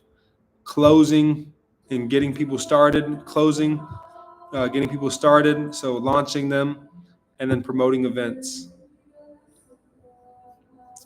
Finding prospects, inviting prospects, presenting, following up, closing, getting people started, and promoting events, right? Throwing events and bam, book a meeting from a meeting, right? The Holton Bugs, the Jim Rohns, the Napoleon Hills, the Eric Worreys. The Eric Worre is, the godfather of network marketing. He's got a great book called The 7 Skills of Network Marketing. Can go towards any business. You master those 7 skills, you can start any business. Don't care what the business is, any business. 7 skills in network marketing. I'm gonna get back into those teachings and do literally trainings over this whole live right here, right? So yeah, glad I'm doing this, right? I've never taken time to do this ever. Outside of that, let's see. So boom, started, attending seminars. I went to GoPro, which is Eric Worre's event. I heard who spoke that time.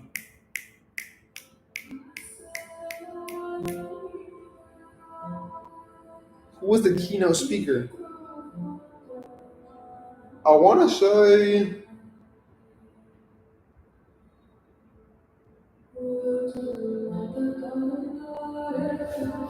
let's see, it should be online.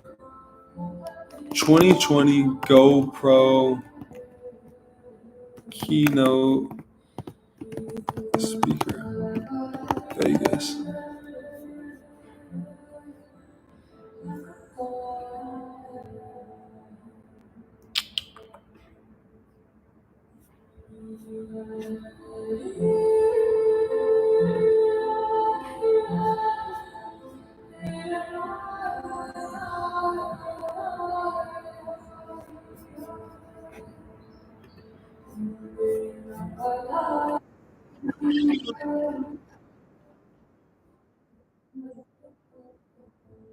All right, I don't know. It's not popping up. I want to say,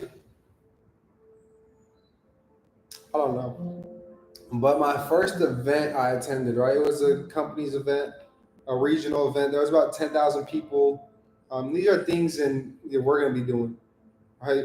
I'm coming up with an affiliate program, giving you guys ways to get paid off of the services that we provide as well too, especially the franchise.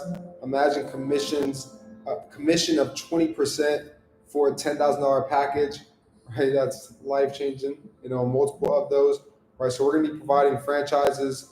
And with the franchise, we're going to have an agency. We'll have employees, to employ any business. You need graphic designers. We'll have the graphic designers. We'll have people to help you guys get on payroll. We'll help you guys with our systems, etc. Go check out the franchise if you haven't already. Also, we got a new funnel coming out for it as well too. We got a more proper funnel coming out for that, so you guys can get more insight. I got a video I shot the other day, literally for the franchise. So excited to give you guys insight on that. But 2019, I was in the rooms, I was in the meetings, I was, at these events, I was around the environment. I was there. I was around the information. I invested. I went broke investing back into myself. That's why I tell you guys when I tell you the best investment anybody can make is an investment into yourself. Look back to 2019. Go through my Instagram. Being in Texas, being in, going to London for a convention. Right? I went to London for my first convention. That was my first time traveling out of the country. Went to London. Went to Amsterdam. Seen things in 2021.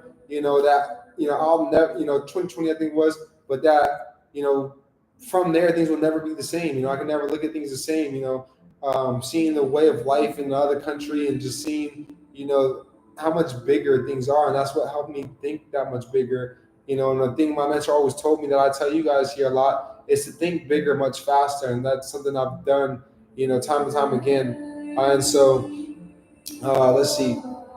2019 was really the year of development, really the year of me telling my story. Now, within 4 months, I did hit Platinum 2000, which was having over 75 customers enrolled into my business. See, we talk about knowledge on ice, right? I'll take ignorance on fire over knowledge on ice any day, because, and I was ignorance on fire. I was going out, picking up the phone, and taking action and spreading word and recruiting and inviting and selling the product and helping those that I did get enrolled, get launched, and figuring out systems to where we can have a system for 75 customers, because it's completely different than having 12 customers versus having 75 customers active at one time, and being able to help all of them at once, a schedule, putting together a schedule in place, putting together weekly calls, weekly calls where, now, I'm not spreading myself thin where I'm doing calls every day. But now that I got a team of 75 customers, there's got to be some leaders within those 75 customers. So now, it's time to develop leaders, right? Leadership is key, right? John C. Maxwell, the godfather of leadership and leadership development. And I got to get more into reading those leadership books, being in that leadership role. But reading the books, listening to the audios, and literally reprogramming myself. I kid y'all not, for a whole year, I went without listening to any music. I didn't know of any new albums, anything that came out. I was strictly listening to personal development, strictly, envisioning myself in, the positions that, and the places that I've been, recently, and, been doing, in the lives I've been empowering. I've seen myself, on stages, empowering, thousands of lives, tens of thousands of lives, hundreds of thousands of lives. And, I see myself on those platforms, hearing Bob Proctor in 2020, or 2019, I think it was actually, November, December of 2020 or 2019. It was literally my first year in the business, first couple of months, just hit P2000. So yeah, month 4 in the business, hit Platinum 2000. That's where I was earning 2,000 a month residually, just from the business. So what was that like? 500 a week, 500 every Friday. That hit like no other, right? I was super grateful for that. Being 20 years old, just coming out of college, I'm making 2,000 a month, 12,000 a year, or 24,000 a year. I'm blessed. I'm good. So that as well too. There was a time where I started to get a lot of criticism, from people around me. Why would you stop playing college football? Why would you stop doing this? Why would you stop doing that? You're in a pyramid scheme. You're doing this. You're doing that. They just didn't know what they didn't know, right?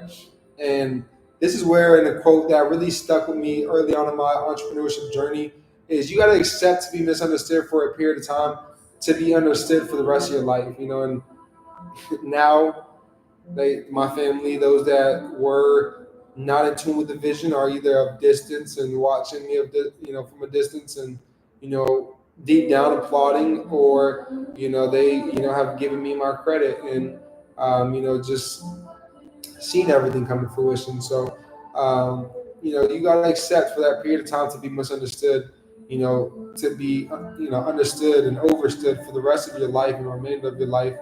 and beyond this lifetime, your kids and your kids' kids, will understand the things that you've done and why you've done them, and why you've left the things that you've left for them, why you set up the trust, why you guys, why you went out and invested into real estate and left them real estate, why you invested into gold, why you left them actual physical assets and things that will always hold value, why you left them precious metals like platinum or silver, in these bars, and firearms, and things of that kind. Why you left them things actually behind for them to actually use in the future, and things that will always hold value, collectibles, or whatever it is that y'all may be into, but specifically that trust and that real estate, or businesses, and a lot of people ask me, now to this day, why don't you work, and nothing against it, but is that something that I'm able to leave behind for my kids when that time does come? No time anytime soon. But is there something to leave behind for my little brother, and my nephew? Or there, so these are things that I think of, my teachings, my way of living, the things that I'm learning, if I'm not teaching them, it doesn't mean anything.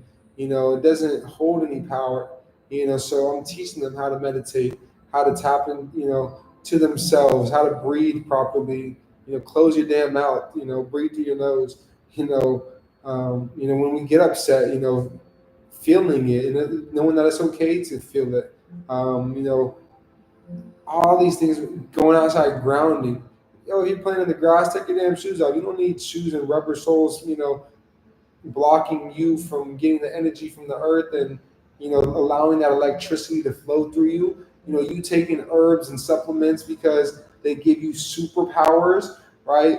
This shit that I do with my little brother and nephew, and drink this Hulk juice. You'll get Hulk superpowers, spirulina, chlorophyll, right? Them niggas don't taste the best, but Hulk, right?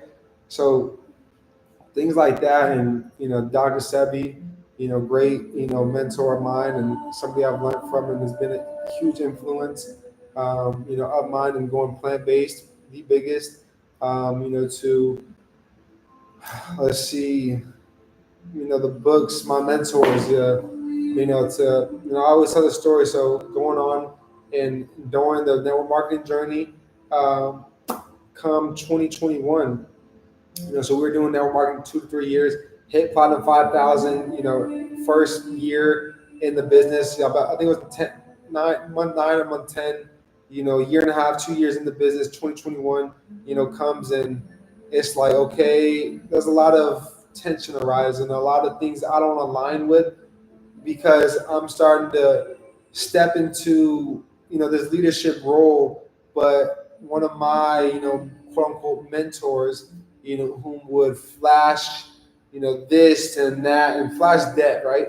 The pretty bullshit, right? That don't hold no weight or no power, and that doesn't hold any value, but looks real good, right? He'd flash all these things and talk about money moves and things I didn't really align with, right? I don't give a damn about money. That's why I show people how to get out of debt, or not even how to get out of debt, but how to get debt out of them.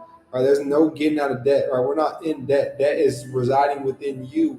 It's something in you that you got to take that inner journey within, to do that self work, to find that, to do that self discovery, to do the self healing, to, step into that power. And so I could think back and just all of the hours and countless, I talk about the audios I'm listening to, the Think and Grow Rich, on, repeat, listening to, going to sleep to audios, to, listening to Outwitting the Devil by Napoleon Hill, which is an interview I'd advise all of you guys to listen to,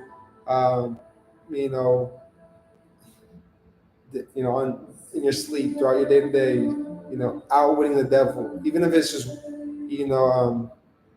the imagination chapter in Think and Grow Rich, just that one alone itself is great. I think that's chapter 4. But all in all, just reading, prospecting, promoting, getting people to events, building the business, working the business, right? The business don't work if you don't work, right? And I understood that, and I understood that nothing changes if nothing changes. I'm not going to get the results if I don't put in the work. Just like sports, right? The same mentality I had with sports carried over to business, and seeing tremendous success. Wasn't the most knowledgeable, was probably the worst speaker ever. What you guys see now is nothing compared to. Let me quit these slumps. Which is nothing compared to what you guys are seeing now. Truly transformative, completely different.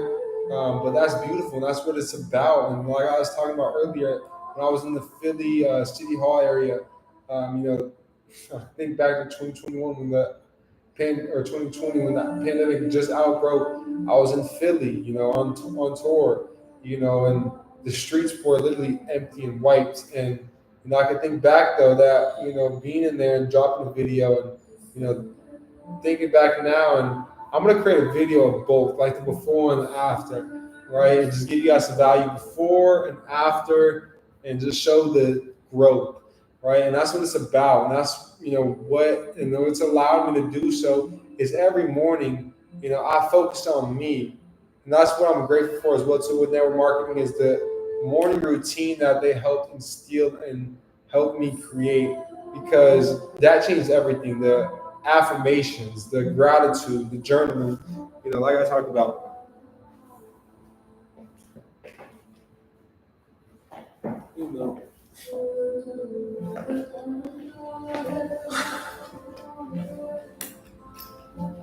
Right? The calendars, those that fail to plan to fail. Right? Check marks, day by day, hours, I would do, okay, 555, I'm waking up, wake your ass up, I'd say, on my notes, WYAU, wake your ass up. Because I was with my trading mentor, whom is still my trading mentor. His name is Tay Pips, TAEPIPS. Tay Pips on YouTube, on Instagram. There's a lot of day traders out there, right? Intraday traders, scalpers, but ain't too many like my brother, my mentor. He's grown to be a brother of mine, but started as a mentor of mine. Been to his house multiple times, etc. Gained so much value, multi-millionaire, unrealized multi-millionaire. That's the best thing about it. And he's helped me grow tremendously in business. Understanding that this flashy shit don't mean shit. Doing all that, right? So he's helped me, a lot. Not just day trading. And granted, the information, and if it were just the information he gave on the charts, that would be more than enough to apply to my life, because life is just like trading, right? We got our highs, we got our uptrends, we got our moments of consolidation where it's moving sideways. Things feel like they're not moving, things aren't changing, but it's always changing. Like I said, energy cannot be created nor destroyed, only transmutated. Nothing is ever staying the same. Those are teachings that I got into from Bob Proctor. Bob Proctor was the first speaker I ever heard. Right after I heard him speak in Dallas of 2020 or 2021, I looked at Alicia and I told her, yo, thank you. I was crying. I said, yo, thank you. You changed my life, my baby brothers, and my family's forever. Thank you. Thank you for that. I hugged her, and I hugged her tight as fuck, because I knew what this was creating. I knew me tapping in, and like I said, always growing up, my throat chakra was blocked.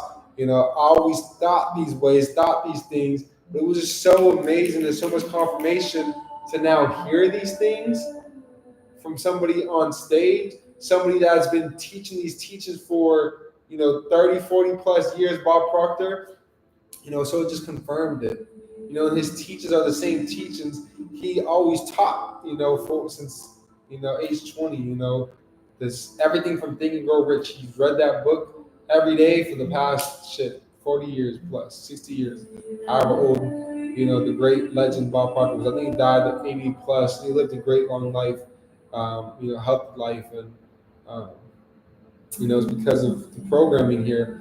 And so, that's one thing that he was real big on, is reprogramming, because was simply and very aware of the programming that's been placed upon us, right? So interested in that, and that's what led me to, I believe, contract law, consumer law, commerce, to learning about credit. 2021 is when my business started taking a toll. I started, or like I was telling y'all about that mentor, didn't really align with a lot of the things in the way he was educating my business and the people within my group and my company. Granted, we're in the same company, same organization, right? He was my upline, right, or mentor, chairman 100, making 100,000 a month, but just the way he carried himself, I didn't agree with nor like or anything at all. The name of his brand, I'm not even gonna give power to it, was just about money though, right? Then it had money in it. So when y'all hear Billionaires Club, if y'all think I'm talking about $1 billion, y'all are completely mistaken. We run the super low on the battery too, right? It's 1 billion lives we're going to empower, we're going to enrich, and we're going to educate. I'm gonna end y'all. I'm gonna leave y'all with this. And that's my goal. That's my mission. Everything that has led up to this point has helped me find myself and find this lane and this path that I can take to, bring so many people with me. My mentor always said, if you help enough people get whatever it is that they desire, you'll have everything and more that you desire. So all my mission is to do is just to give and be a go-giver. Go read that book as well too, Go-Giver, right? Always giving little clues and sauce, right? A go-giver, right?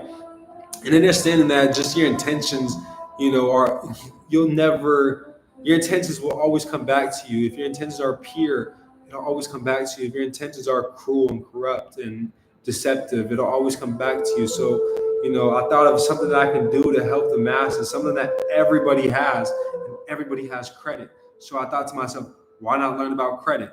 At the time, I needed to fix my credit. So I started learning how to fix my credit. I started working on my credit. I started doing the things that I needed to do to, get rid of my student loans. And, I had some collections on there. I had some inquiries on there, or those were the main accounts. I had some charge-offs on there, right? So I figured out, okay, how can I clean up this report? I started, seeing that people were leveraging credit to create these lifestyles and create, car fleets and do Turo and Airbnb and, start up other businesses by leveraging credit, right? That's what, and Bam Kevo, right? Invested into his OnlyFans, $50, right? Best $50 ever spent. Led me to learning about, trade lines to, how to manipulate the FICO credit scoring system and build it properly. Talking about secured loans over secured credit cards. And, he talked about, just all these accounts to build your personal report. Started talking about business credit.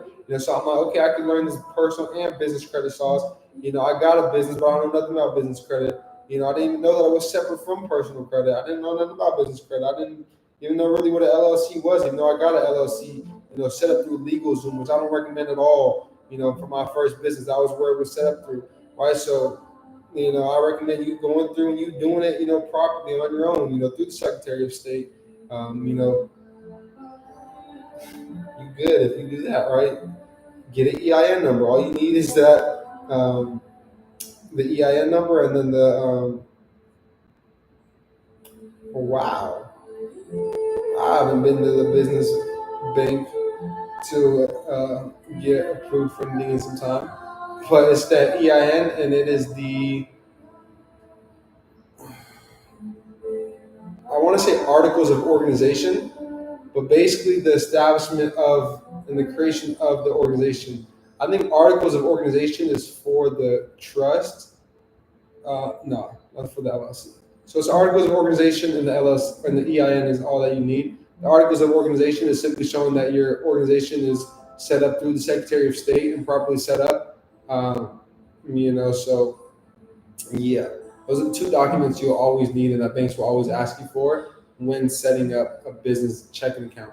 So, just coming to find out about Bam Kevo, that led me to just learning more and, continuing and what I'm a nerd, so I'm always learning, on Instagram, I'm not scrolling, I'm going through other entrepreneurs' pages and seeing who they follow, where they're learning from, what they're learning, listen to different podcasts. Earn Your Leisure was a huge, that's how I did, around 2021 too. Stopped doing that company, or I was losing a lot of clientele and a lot of customers. Went from making $5,000 a month to about $1,000 a month, which took a big toll on me because making $5,000 a month, I put all of my expenses up to that $5,000 a month, mark. Which I don't recommend at all. The moment you increase your income, make sure you're there for at least 2 years before doing such, because especially being an entrepreneur, there's going to be those up and down months, weeks, periods. So it's just like everything. There's the seasons and everything, right? We got our winter, but what comes right after winter, right? Spring, right? Things are blooming and blossoming and creation and life. And, so after those hard times, this is Jim Rohn, right? Jim Rohn, talks about the seasons, right? What season are you guys in your guys' life? There's seasons to this life, but throughout the winter, in order to be prepared for the spring, what are you going to do? How are you going to prepare yourself for the spring, right?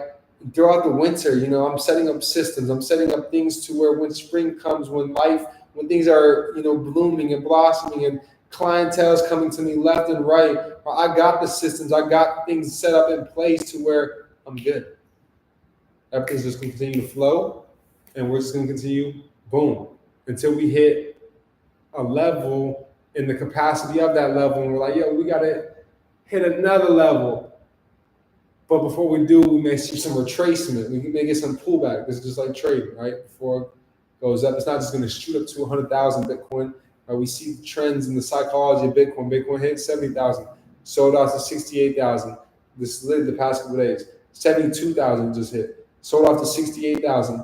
This morning, 70,000, right? Back up to 70,000. I see it selling off again, before buying back up, right? So overall, family, understand that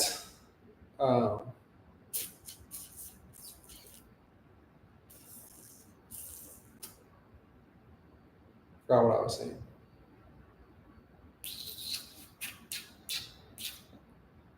I'm gonna check the comments right now as well. So we gotta end this. My camera's dying, as y'all can see. Let's read the comments. I love the comments. All right, hey, I haven't been able to contact you yet, but I will trust. Blue Kona Capri, when doing the letters, what address do you use when sending? Go to adr.org, check out those addresses, or use the one that you have that they're telling you on their agreements. Your actual address. So for my address, I just always put, in care of, and make sure it's noted that it's just the mailing address. In terms of, if they ask for my address for a place of abode or a place where I quote unquote reside, we don't reside anywhere. We can't reside within a corporation. I don't live in the USDC in the United States, right? The United States Inc. Remember, it's a corporation. Don't believe me? Look up the Act of 1871 and look into Title 28 U.S. Code, USC 28 USC 3002, number 15. It defines the United States as a federal corporation. So we don't reside. So whenever I do put my address, like for example on the DS11 form, which is the passport form, I put yes, rural free delivery, not the rural area of not the rural area of the state. No, rural free delivery. Then zip code 00, all zeros. The state, put the state. In the section where I ask for the state. City, I'll put the city. But place of abode, address, rule free delivery. Straight up, that's it. You create heaven or hell based off the vibration you choose to vibrate at. What chakra? Heaven, head, hell, heel, root chakra, sacral, solar, 100%, brother. Man, if you want to continue, I can listen all day. That's love, James. I'm looking forward to our call tomorrow. She's just one. Just tapped in. Glad to catch it live. Finally, glad for you to be here. AK Jay Jones is now elevated to success. 100%. We read through that. Jason Anderson. I'm a commercial driver. Okay, we read through that. I appreciate your authenticity and positivity. I'm going to stay tuned. Drop the Stevie Wonder. Shout out my guy Jason Anderson. I know you on road grinding, bro. Keep doing your thing. James Self Mastery invaded the Knights Templar. Come on. You know it. Do you know much about that? They took the knowledge. Oh, 100%. Look, the Vatican has files on files on files. Shit, look at the museums. They took all of our artifacts and are showing them in museums and shit where our own people can't even get access to them. Come on, like, they don't even know the meaning of what or the usage of what the fuck they even got in their museums, right? We tell them what we want them to know, and we don't show them or tell them like the actual uses of it and the energy and then the things that in which can come out of these things, and they don't even know truly what they have like in their possession. Like, they don't. It's like I said, energy can never be cheated. So like, as well, those people, they don't know truly what they're fucking with. As you tap in and going somewhere very sacred and messing with the sacred artifacts and remnants and places and taking things from us, that energy is bad. I can, so Sam, the ambience of your life is CL. Sober life, stable, cool, slow lifestyle, enjoy life. Yes, sir. Hey, man, I'm gonna have to go to bed. No, 100%. There's one here right now too, bro. We better head out of here. Love the chat. Have a great night. Much love. Talk to you tomorrow. Okay, 100%, brother. I'll be there. Be ready. I'm about to go to New York tomorrow, so definitely we there. I got a grounding mat and one for my bed. Jeez, Michael, you got to put me onto that, bro. A grounding bed. A grounding mat. I meant. What's a grounding mat? Have a good night. It's late over here. Hope we can talk tomorrow. I'm really hoping there's something that will stop them. Call me tomorrow, Michael. We'll hop on a call. Let's do. Call me at. I'm gonna be in New York and stuff tomorrow, so it's gonna be busy. I'm gonna meet up with an amazing friend as well tomorrow, so that'll be amazing. A new friend of mine. I'm trying to think of a time. We'll do 6 on the dot. My flight's gonna be probably 6:40, the later flight, so I'll get to the airport a little early. Let's do 6:15. So that'll give me time to go through security and stuff. We'll do 6:15. So we'll do 6:15 Eastern time, whenever that works for you. 6:15 Eastern time or 5:15 Eastern time. Confirm with me tomorrow, and I got y'all. But as y'all see, battery's exhausted. Shit, at this point, I'm getting exhausted. About to be up in a couple hours, head to New York here. But I appreciate, everybody tuning into this, and the full circle, is, this is an over life thing for me. This is not an overnight thing.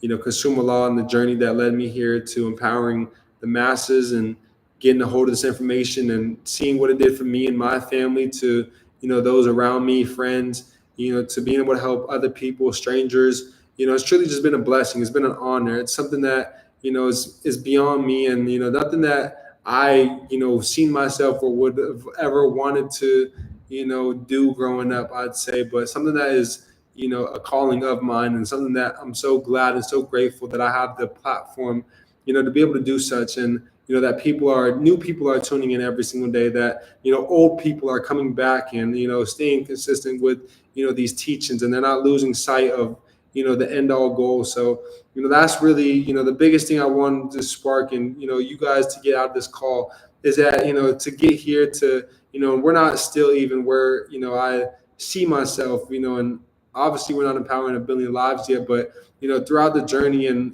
throughout, the journey is, and I believe success is the journey, and finding beauty in the journey, the low moments, the in-betweens, I believe success is just, knowing and being definite on what it is that you desire and going out and striving and achieving for it. And as long as you don't quit, and as long as you continue to persevere through all the adversity, as long as you continue to stay in phase 1 and stay, a student, you'll always get the outcome that you desire. See, I didn't come up with any of these teachings. I didn't come up with any of this, family. All right, this is all information that is public information. It's in books. These are laws that are passed. That are governing us. Right, these are things that have been here for some time, family. So it's all I'm doing is just showing you guys where to read, what to look at, and just helping break it down in an understanding where anybody can go out and apply this information. Right, we're getting people in the Discord that are getting results left and right. Their whole report cleaned up. Medical bills that they were drowning in. 20,000, 50,000, 100,000 plus student loans. Drowning in student loan debt. To getting out of this student loan debt.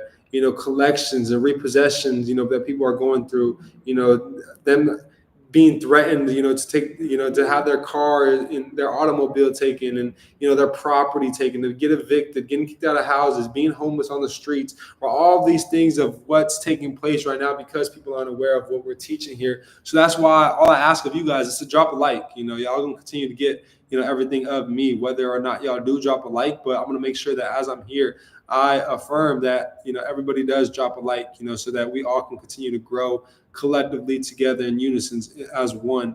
So I appreciate every single one of you guys tuning in. Let's see. Tone dealer, just please let me know. To the dealer. Yes, no, 100%, brother. We're not gonna let that happen. We're definitely not gonna let you lose your truck, bro. So reach out to me. I'll type up and send you, on the call. I'll have something for you, brother. So may even be right after I hop on the call with James. So I'm doing a call with James at 8 a.m. So just make sure you're up early as well too, but 5:30 guaranteed for you, Michael. So Michael Rakota, I got you. I'll hop on a call, and I'll make sure to take care of you and answer any questions you have. Come ready with questions. But I appreciate everybody. Peace, love, light. Y'all take care. Let's run it. Peace.